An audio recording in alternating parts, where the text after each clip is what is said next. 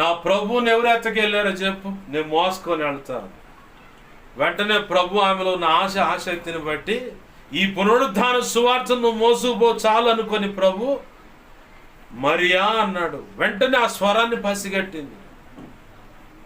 వెంటనే ఆమె పసిగట్టి ఆమె మనసు స్పందించింది, చెవులు చక్కగా పట్టుకున్నది ఆ స్వరాన్ని.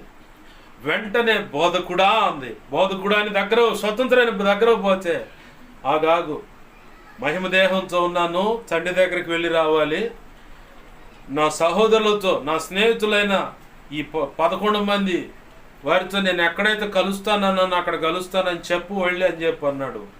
సరే అని చెప్పని ప్రభు మనసులో అనుకున్న మాట, ఈ పునరుద్ధాన సువార్తను మోసుకొని వెళ్ళి వాళ్ళకి చెప్పు అని చెప్పని అనుకున్నాడు కదా, అదే మాట చెప్పగానే ఎత్తుకొని పోయింది. దేవునికి మహిమ కలుగునుగా.